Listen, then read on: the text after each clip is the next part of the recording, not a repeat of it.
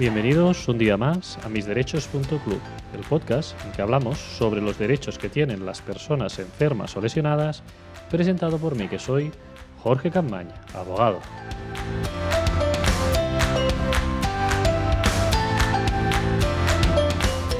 Muy buenos días a todos y feliz martes 12 de noviembre de 2019, en este episodio que es el número 146, que vamos a dedicar a entrevistar al doctor José Miguel Rodríguez para hablar sobre el asma ocupacional.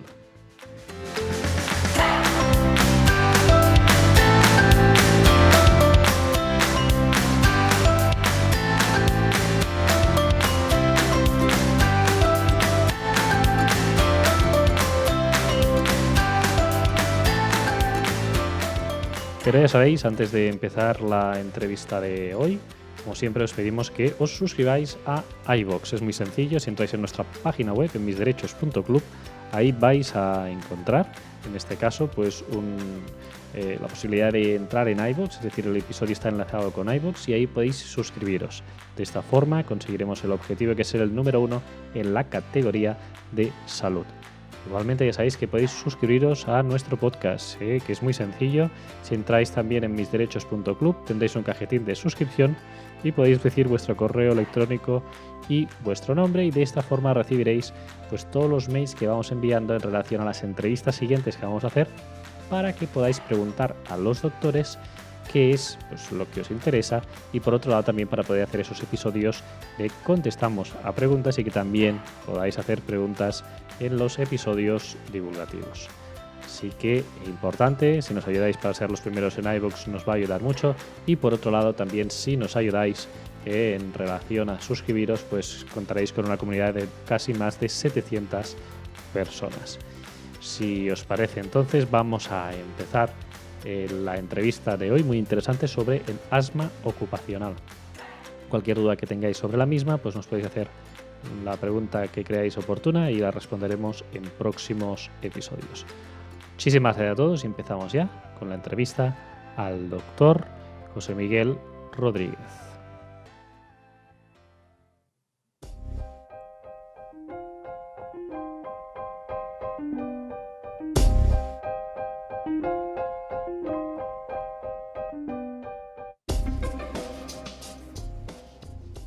Bien, hoy entre nosotros contamos con el doctor José Miguel Rodríguez González Moro, que es neumólogo y jefe de servicio de neumología del Hospital Universitario Príncipe de Asturias de Alcalá de Henares. Ha estado más de 25 años también en el Hospital Gregorio Marañón, entre otros.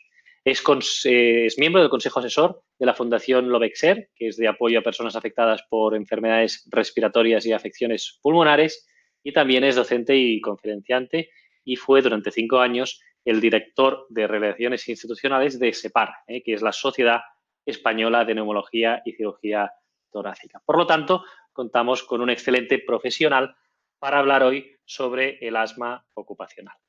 ¿Qué tal? Buenos días, ¿cómo estamos? Hola, buenos días. Muy bien, muy bien.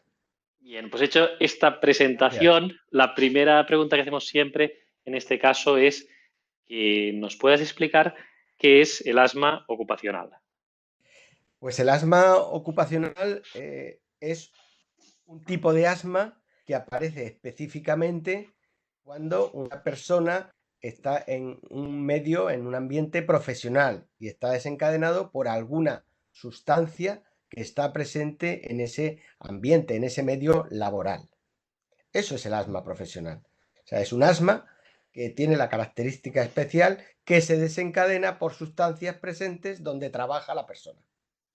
Vale. Y entonces, ¿es una enfermedad, o sea, ¿es el origen la única diferencia con el asma común o hay alguna diferencia adicional? En esencia, aunque hay algunos mecanismos patogénicos que pueden diferenciar, porque hay varios tipos de asma profesional, dependiendo de algunas características que yo no quiero entrar porque son a lo mejor complejas, de hablar de pesos moleculares de las sustancias, etcétera. Simplemente las consecuencias son las mismas y la patogenia en algunos casos pues puede ser diferente. Lo que sí que quiero dejar claro, que tenemos que diferenciar el asma ocupacional, que es la definición que acabo de realizar, es decir, asma que se produce como consecuencia de un agente presente en el trabajo, del asma que, no siendo ocupacional, empeora cuando el paciente va a un ambiente, a su medio laboral, como consecuencia pues, del polvo, de las sustancias químicas que hay en el ambiente, como que empeora porque hay perros allí, por lo que sea. Es ¿Y decir, cómo se es paciente diferencia eso? asmático. ¿Cómo? Claro, la diferenciación se hace básicamente porque, aparte por pruebas y una serie de historia clínica, etcétera, porque el asma ocupacional se produce solo en contacto laboral. De hecho, por ejemplo, y una de las pruebas que usamos es que los fines de semana y las vacaciones el enfermo se queda asintomático y normaliza la función pulmonar, mientras que el asmático, que empeora cuando va a su trabajo, cuando no va, sigue teniendo asma o puede seguir teniendo asma. Quizá de menos severidad, pero sigue teniendo asma. Esas son las diferencias básicas entre estos dos tipos de asma. El asma ocupacional y el asma que empeora en la ocupación y el trabajo. ¿Cuáles son las pruebas, esto que nos decías, que se utilizan para diagnosticar y poder diferenciar estos dos tipos de asma? Bueno, Eh, sí. con respecto más allá de lo que pueda referir el paciente, porque entiendo que esto es, el paciente dice, pues sí, cuando voy a trabajar me empeoro y el fin de semana pues estoy bien. Y la otra situación que decías, ¿no? Es decir, que siempre tengo asma y cuando voy a trabajar pues aún tengo una clínica mayor. Bueno, la edad, la historia clínica es fundamental. Una buena historia clínica en la cual preguntemos sobre todas estas situaciones del ámbito laboral. Y en la historia clínica, pues se suele recoger que el paciente ya era asmático antes de empezar a trabajar. Sin embargo, se podría dar el caso que el asma se desarrollara mientras está ya trabajando. En estos casos se complican a veces un poquito las cosas, se complican un poco las cosas. Y aparte de las pruebas que tenemos para todo tipo de asma, que son las analíticas para ver si hay alergias de algún tipo, para ver cómo están los eosinófilos, que son otras células alérgicas de la sangre, para ver cómo está la inmunoglobulina E, que es una prueba también de alergia en la sangre, Ujú, de la espirometría, que nos mide la capacidad respiratoria, la posible obstrucción, las ujú, pruebas broncodilatadoras, las pruebas de provocación bronquial. En estos casos tenemos lo que se llamaría unas pruebas de provocación bronquial específica. Esas ujú. pruebas de provocación bronquial específica lo que hacen es intentar reproducir el asma que se produce en el trabajo en condiciones de laboratorio, controlando exactamente la administración de la sustancia que la está provocando y midiendo la respuesta que esa sustancia que se inhala, ya digo, en condiciones controladas, tiene a nivel de las espirometrías, de la función pulmonar, cómo esa sustancia va ocasionando obstrucción. Todas estas son a grandes rasgos un poco las pruebas que usamos para diferenciar estos dos tipos de asma, que a veces es complicado, y para etiquetar a un paciente al final de un asma ocupacional. Y etiquetar a un paciente de un asma ocupacional tiene implicaciones laborales y legales importantes, porque claro, el primer consejo a estos pacientes es que cambien de trabajo. Y luego Ujú, el asma profesional se considera una enfermedad profesional, una ujú. enfermedad profesional. Y ya se sabe que tiene pues unos condicionantes, como yo decía, legales, económicos, etcétera, Ujú. importantes. Sí, en función del puesto de trabajo, luego lo hablaremos un poco el tema este de qué profesiones tienen más riesgo y demás. En relación con el asma, hemos tenido la definición ya, la etiología, ¿no? Y la diferenciación con el asma que nos has explicado, pero me gustaría que nos pudieras explicar cuáles son los síntomas y si es una enfermedad que cursa a brotes o no. El asma, los síntomas típicos del asma son los mismos, en cualquier tipo de asma, sea ocupacional, no sea ocupacional.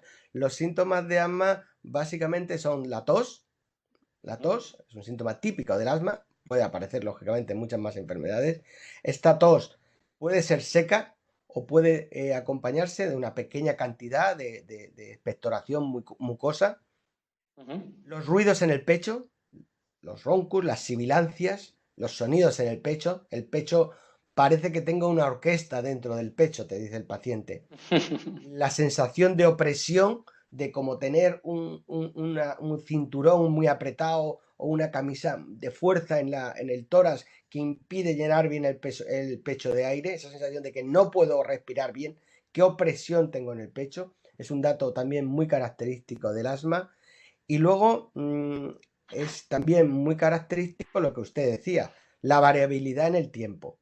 Es decir, el paciente no está igual de mal o igual de bien siempre, sino que a lo largo del día o a lo largo de la noche hay momentos que está mejor y momentos que está peor. Y que a lo largo de las semanas hay semanas que está mejor y otras semanas que está peor. Y dentro de estas situaciones, cuando está peor, quizá el peor momento, valga la redundancia, es cuando sufre una exacerbación. Es decir, cuando tiene lo que antes se denominaba una crisis asmática. Ha empeorado tanto como consecuencia de un virus, como consecuencia de una mayor exposición en el ambiente laboral, como consecuencia de que ha llegado la primavera, si es un asma alérgico por pólenes. En ese momento puede tener una crisis asmática, que es una exacerbación, que hace que pues, se ponga bastante malito, sobre todo con muchísima fatiga, con muchísima sensación de que no puede respirar, y es una causa relativamente frecuente de que el paciente tenga que consultar de forma urgente con el médico de urgencias o con las urgencias hospitalarias. Es decir, es una urgencia, es decir, esto acarrear una consecuencia grave para la vida de la persona. Por supuesto, por supuesto. Ujú. Seguimos objetivando que hay muertes por asma. Hay determinados pacientes con determinados tipos de asma que a lo mejor pasa más desapercibida, que no perciben igual los síntomas, que tardan en que están infratratados o no tratados de forma correcta con los corticoides inhalados, que a día de hoy es la medicación más eficaz que tenemos para el asma, y que en un momento dado pueden demorar o no percibir, como decía, la atención a urgencia, la atención médica, y ser causa de que un paciente puede morir por asma. Es decir, el asma sí que puede matar a una persona.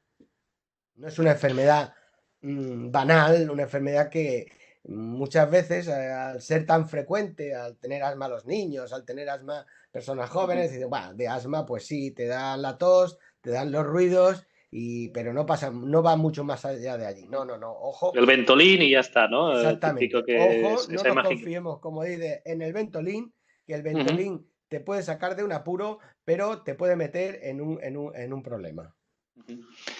Y en este caso, que nos comentabas, ¿no? De ese infradiagnóstico, ¿no? De tantos pacientes que hay que padecen esta enfermedad, pero que pues, no acuden al médico porque a lo mejor no es de una entidad grave suficiente o que pues, pueden tener una serie de problemas luego más tarde, ¿no? Entonces, en estos casos, ¿cuáles serían los consejos y cuándo debería acudir una persona? De urgencias entiendo que es algo evidente, ¿no? Como nos comentabas y que me imagino que la clínica es suficientemente grave como para ir, pero en estos casos que hay ese infradiagnóstico, que la persona tiene dudas, es decir, ¿cuál sería el criterio para ir a ver a, a un neumólogo? Ante la duda, que vayan. Ujú. ¿De acuerdo? O sea, el asma, yo siempre se lo digo a mis pacientes. Mire, prefiero que venga y decirle, mire, no era para tanto, esté tranquilo, Claro. que no ha habido ningún problema, que no, que me demore una atención médica. Y esto Ujú. tiene que ser así con el paciente asmático. No estamos hablando de un catarrillo, no estamos hablando de una gripe que en general no ocasiona problemas, ni de una bronquitis, ni una rinitis. Estamos hablando de un paciente que ya tiene un asma y que puede potencialmente tener un problema de salud serio. Sí que me gustaría decir, en relación con lo que me preguntaba, el tema del infradiagnóstico. Hay dos enfermedades respiratorias que seguimos teniendo, con las que seguimos teniendo muchísimos problemas de diagnóstico, que son el asma y la EPOC. La EPOC es la enfermedad pulmonar obstructiva crónica de los fumadores. Ujú. Estas dos enfermedades, que se diagnostican relativamente fácil con pruebas de función respiratoria, con espirometrías, con algunas analíticas, etcétera, pues siguen pasando desapercibidas en la población. En el caso del asma, pues muchas veces se atribuye pues a catarros de repetición, he tenido bronquitis, dos bronquitis este año, estoy siempre con esta tos tonta que no se me quita, me despierto a veces por la noche con sensación de falta de aire, pero debe ser que estoy durmiendo mal. No, pero eso hay que estudiarlo, porque esas pueden ser manifestaciones de un asma que no está siendo diagnosticado, y Ujú. que enlazo con el segundo problema que quería decir, uno infradiagnóstico y el otro es el infratratamiento. Y este infratratamiento viene muy de la mano de que el paciente no está bien diagnosticado o no está diagnosticado, pero viene también de la mano del tema que hablábamos anteriormente de la variabilidad. Cuando un paciente se encuentra bien, tiende a dejar el tratamiento, cosa que es un error, porque el asma Claro. es una enfermedad crónica, que hay que tratarla de forma crónica, con un tratamiento más o menos intenso, pero un tratamiento de forma crónico, con corticoides inhalados, como decía antes.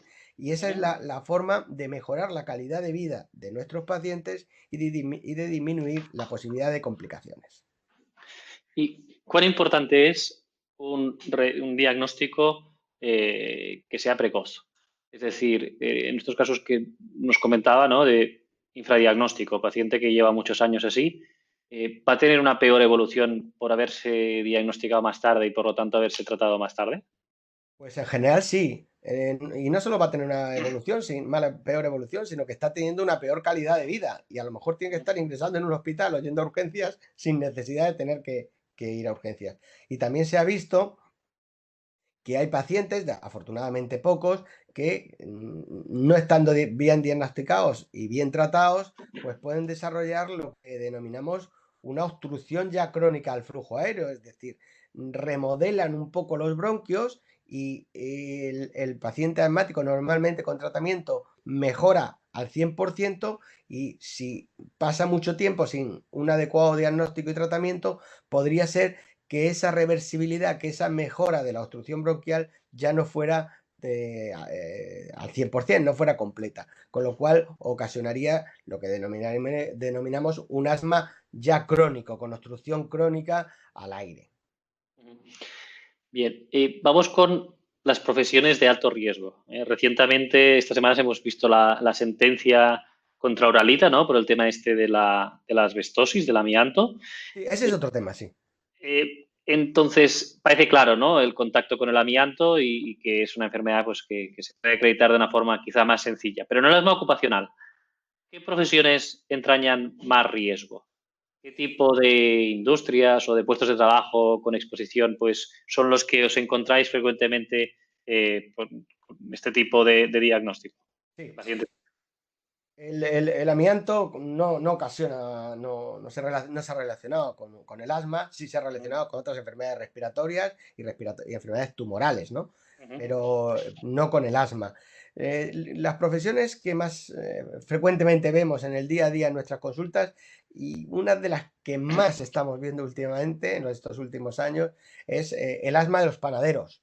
El asma de los panaderos, los polvos de cereales, las harinas, el lúpulo, semillas, la linaza, etcétera.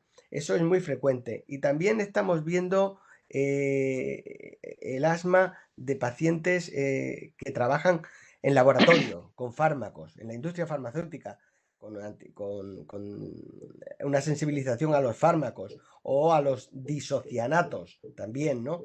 También carpinteros, pacientes que trabajan en un ambiente con polvos de madera, el cedro, el boj, el roble, la caoba, etc. Trabajadores de metales, el platino, el níquel, el cromo, el aluminio y luego, bueno, pues muchas otras profesiones, como pueden ser las peluquerías, con los persulfatos y algunos extractos de estos de los tintes, el formaldehído que puedo utilizar en enfermería o en anatomía patológica, el freón de la refrigeración, no sé, tantos y tantos, las granjas, determinados hongos y esporas en cultivadores de setas, porque ahora se puso muy de moda y se ha puesto también muy de moda las setas estas que se cultivan en las alpacas de paja. Sí. Que por eso tenemos setas todo el año, estas setas de criadero que llaman, ¿no? De cultivo. Y contacto con las patatas, legumbres, acelgas. Bueno, hay muchísimos tipos. A mí sí que me gusta destacar sobre todo porque es una profesión en la cual trabaja mucha gente y ha habido una proliferación grande de panaderías en el tema del asma de las harinas de los panaderos, ¿no?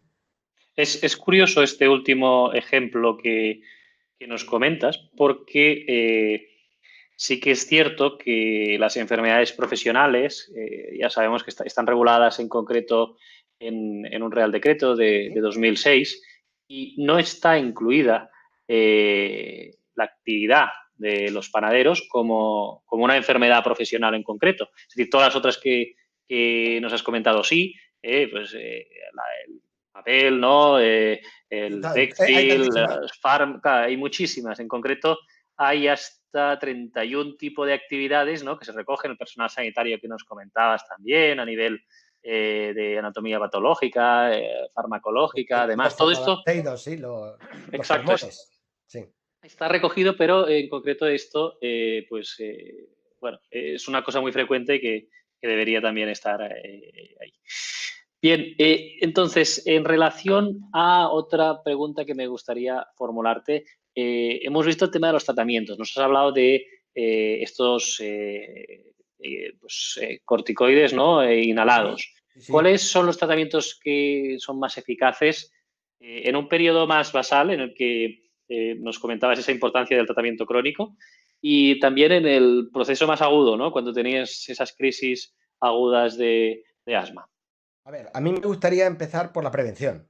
Creo que en el asma, y sobre todo en el asma profesional o ocupacional, la prevención es muy importante. Y esta prevención debe venir de la mano de medidas de control ambiental e higiene industrial para reducir la exposición. Uh-huh. Prevención de riesgos laborales. Creo que esto es lo más importante. En segundo lugar, hay que tener en cuenta que si hay un agente que está produciendo asma, lo primero es o quitar ese agente del lugar de trabajo si es posible, y si no es posible, al que hay que cambiar de trabajo o cambiar de lugar de trabajo, que muchas veces simplemente cambiándole el lugar de trabajo no expresa al paciente que está sufriendo asma. Creo que retirar en lo posible la cantidad de alergeno ambiental y quitar al paciente y disminuir las posibilidades de contacto del paciente con ese alergeno. Eso es fundamental. Lo siguiente es el tratamiento correcto de mantenimiento del asma, que se realiza básicamente con dosis variables de corticoides inhalados, que es un tratamiento de mantenimiento. Es un tratamiento que lo que proporciona no dilata los bronquios, como decíamos antes, como el Ventolin, sino lo que hace es disminuir la inflamación que se produce en los bronquios y que esa inflamación es la que va a ocasionar la obstrucción de los bronquios, que para eso sí valdrá el Ventolin. Entonces, los corticoides inhalados y las combinaciones que van en un mismo inhalador de un corticoide inhalado con un broncodilatador, un dilatador de los bronquios de acción larga, nos permite controlar a la gran mayoría de pacientes. ¿Me oyes? Sí, sí. Claro, entonces, en un caso como el que estamos comentando, ¿cuáles son los criterios para considerar que la patología es grave o que tiene un pronóstico más negativo a largo plazo? Sobre todo son los pacientes en los cuales los síntomas se necesita, para controlar los síntomas, se necesitan dosis altas de corticoides, dosis ya altas de corticoides inhalados. Se necesita que se observa que cuando le hacemos las espirometrías, las pruebas de función respiratoria, la mejora de la obstrucción no es completa y ya se empieza a observar una obstrucción persistente del flujo del aire. Uh-huh. Cuando el paciente, a pesar de un tratamiento que estamos haciendo correcto, mantiene síntomas como pueden ser la tos, síntomas como pueden ser la fatiga cuando hace esfuerzos, síntomas como pueden ser los despertares por la noche, que es un dato muy característico de un asma mal controlado, o síntomas como pueden ser las exacerbaciones que hacen que lleven al paciente a urgencias. Yo creo que no tenemos que dar lugar a que un asma profesional evolucione hasta esta situación y que en general, cuando si se controla, se controla pronto, el paciente pues va a tener un pronóstico pues bueno, ¿no? Bueno, ¿no?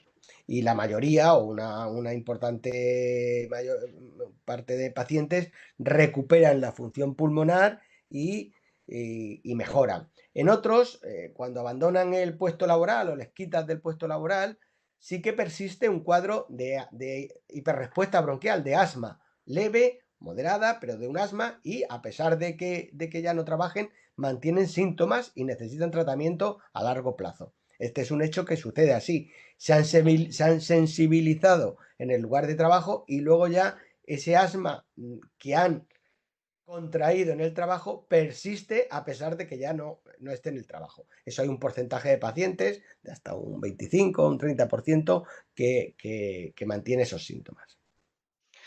Muy bien, y ya para acabar y no quitarle más tiempo al doctor, nos gusta siempre preguntar sobre la evolución de la enfermedad en relación a los tratamientos futuros, a la investigación y demás. ¿Cómo ha cambiado pues, el tratamiento y la calidad de vida de los pacientes desde que iniciaras tu carrera como especialista en la actualidad? ¿Y qué es lo que se prevé en un futuro para mejorar la calidad de la vida de estas personas? Es decir, hablamos de una enfermedad crónica que ahora mismo no es curable, pero ¿qué es lo que se está investigando alrededor de esta enfermedad? Pues yo siempre digo en todas mis charlas, en todas mis conferencias, que el asma es una de las enfermedades donde ha habido un antes y un después por efecto de los medicamentos. Y insisto en los corticoides inhalados. Cuando yo empecé la residencia, cuando empecé el MIR, los corticoides inhalados prácticamente no existían, no estaba demostrado que tuvieran una eficacia tan grande como tenían el asma. Y entonces nuestros hospitales estaban llenos de pacientes asmáticos que agudizaban, que tenían que ingresar.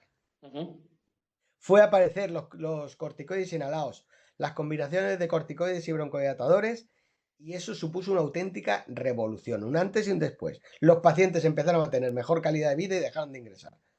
Les cambió la vida. Y estamos hablando de una enfermedad que llega a afectar, depende de las edades, pero hasta un 10% de la población. Es decir, una enfermedad con una prevalencia grandísima, grandísima, y que afecta a niños, que afecta a personas adultas y que afecta a personas mayores. ¿Y hacia dónde está el futuro? ¿Hacia dónde vamos ahora mismo en el asma? Pues ahora estamos en la época, como en tantas otras enfermedades, de los tratamientos biológicos. Ya no de los medicamentos químicos, sino de los medicamentos dirigidos a controlar dianas terapéuticas concretas dentro de la cascada del asma, de la cascada patogénica, digo, no se va a entender lo de patogénica, dentro de la cascada de la inflamación del asma, pues hay muchos apartados y hay muchas sustancias, y entonces los tratamientos biológicos van encaminados a el control y a anular esas determinadas sustancias, esos mediadores o esas células como los eosinófilos, como algunas de las sustancias, las que no voy a decir ni el nombre ni nada porque si no luego dice interleuquinas y cosas de estas y citocinas que son responsables de los fenómenos inflamatorios que tienen lugar en el asma. Esto es donde estamos ahora. Y eso a día de hoy se está reservando para los pacientes con asma con asma que no se controla con la medicación anterior, con asma más grave y que tienen unas determinadas características de laboratorio, como puede ser que tienen las células estas inflamatorias, los eosinófilos altos o las IgEs altas. Y estos casos, estos tratamientos están disponibles para este tipo de personas ya. Sí, están disponibles en los servicios de neumología. Son tratamientos hospitalarios, no lo olvidemos. El paciente tiene que ir cada mes, cada 2 meses al hospital de día a ponérselo, a administrárselo, normalmente por vía subcutánea, son inyectables, con control de enfermería, con control médico, pero bueno, poco a poco también se van a ir introduciendo para poderse administrar en casa, ya hay alguno que se puede administrar en casa. Pero bueno, son tratamientos de dispensación hospitalaria, de prescripción hospitalaria y de administración hospitalaria a día de hoy. Y tremendamente caros, todo hay que decirlo. Es decir, que no van a sustituir en todo caso a los corticoides inhalados. No, complementan en los casos en el que los corticoides inhalados no han sido suficientes, no han sido capaces de controlar la sintomatología y las exacerbaciones del paciente asmático. Es decir, están reservadas para aquellos pacientes que serán los menos, entiendo, que no les han funcionado esos corticoides inhalados y demás. O sea, que esperemos que en el futuro estos tratamientos pues bajen un poco, ¿no?, de precio y a lo mejor pues se puedan beneficiar más personas, que a lo mejor ahora por cuestiones económicas, como nos comentabas. No. La verdad que ahí yo quiero decir que aunque siempre es una lucha con las farmacias de los hospitales en cuanto a la introducción de medicamentos dentro de los hospitales, A día de hoy, si un paciente tiene una indicación de un tratamiento biológico, es posible que en algunas zonas, pero yo que puedo hablar de Madrid, en la mayoría de hospitales de Madrid no No hay tiene una por qué lista de haber espera y no hay problemas. nadie que no No, no hay lista de tenga ese espera. problema. No, simplemente que la indicación sea correcta. Claro. Y la indicación correcta nos tenemos que poner de acuerdo los servicios de farmacia hospitalaria, los servicios de neumología y, por supuesto, los servicios de alergia. Y si la indicación, porque el asma es una enfermedad multidisciplinar. No es solo del neumólogo, no es solo del médico de atención primaria, es una enfermedad donde interviene el neumólogo, el alergólogo, el farmacéutico del hospital, el médico de atención primaria, el farmacéutico comunitario, el otorrino, etcétera, etcétera, etcétera. Es decir, estamos ahora mismo con la creación de las unidades de asma grave, de la que disponemos en el Hospital Príncipe de Asturias, por ejemplo, en la cual trabajamos de forma coordinada para intentar dar el mejor tratamiento a estos, afortunadamente, pocos enfermos que no están siendo controlados con el tratamiento convencional con corticoide inhalado. Y ya para acabar, y en relación, porque yo siempre lo pregunto y siempre me gusta preguntarlo, ¿se va a poder curar algún día? ¿Hay alguna investigación que vaya no tanto a estos tratamientos que puedan mejorar y mejoran sustancialmente la calidad de vida de los pacientes, sino a que decir, oye, pues ya entendemos la causa de por qué se provoca esta enfermedad y podemos atacarla para ahí para que una persona, una vez la padezca, pues se pueda considerar que está libre de esa enfermedad? Seguro que se va a poder curar esta y tantas otras enfermedades. ¿Y de dónde va a venir la curación de tantas enfermedades? Entre ellas los cánceres, que cada vez nos preocupan más porque cada vez hay más tumores. Y hemos conseguido hacer el cáncer una enfermedad crónica, hemos conseguido que el asma sea una enfermedad crónica. A lo mejor hace 200 años un de asma que morían eran decenas, ¿no? Y ahora, pues afortunadamente, pues se transforma en una enfermedad crónica, como tal, como la mayoría de enfermedades, ¿no? Que estamos en el siglo de las enfermedades crónicas. Y la curación tiene que venir de la mano probablemente de todas las terapias genéticas y de todo lo que sea conocimiento del mapa genético y de la manipulación o de la alteración o actuando sobre temas de tipo genético, modificando los genes que están condicionando la enfermedad. Y también, dicho sea de paso, pues condicionando todo lo que sea la disminución actuando sobre la disminución de los agentes externos. Estamos hablando también de asma ocupacional, de los agentes externos, pero también agentes externos, y me refiero a la contaminación y me refiero al humo del tabaco, que sin duda actúan inflamando los bronquios y son desencadenantes de asma. No voy a hablar ahora de los diésel ni este tipo de cosas, pero bueno, por ahí van un poco los tiros, ¿no? Muy bien, pues queda claro, esperemos que algún día llegue todo esto y que si nosotros no lo podemos ver, pues que nuestros hijos lo puedan ver y que la gente pues, se pueda salir beneficiada de toda esta investigación de tantas personas como en tu caso, pues que ayudáis a asistir a las personas que están en esta situación. Muchísimas gracias al doctor. Pues nada, gracias. Y esperamos poder contar con su presencia en otras entrevistas para hablar sobre patología neumológica. Muchísimas gracias. Gracias. Y hasta aquí la entrevista con el doctor Rodríguez. Espero que os haya gustado. La verdad es que fue muy agradable. Nos estuvo hablando tranquilamente sobre esta enfermedad, respondiendo a todas las preguntas que teníamos. Y me quedo con varias cosas respecto del asma ocupacional, ¿no?, que nos decía. Lo primero es que la mayoría de pacientes recuperan la capacidad funcional tras estar en tratamiento, que es aconsejable evitar el puesto de trabajo y que con eso pues la mejoría es muy grande de todas las personas que se van de ese puesto de trabajo, pero el 25% de personas aún siguen teniendo síntomas pese a haberse ido del puesto de trabajo, de tener ese contacto con el agente que provoca esas exacerbaciones del asma ocupacional. Por lo tanto, hemos de tener en cuenta que pues el tratamiento es muy importante, que no se deje de tomar el tratamiento, que no solo se haga en momentos agudos, sino que son tratamientos crónicos y que si se deja de hacer un tratamiento, pues se va a volver a estar en la misma situación que antes.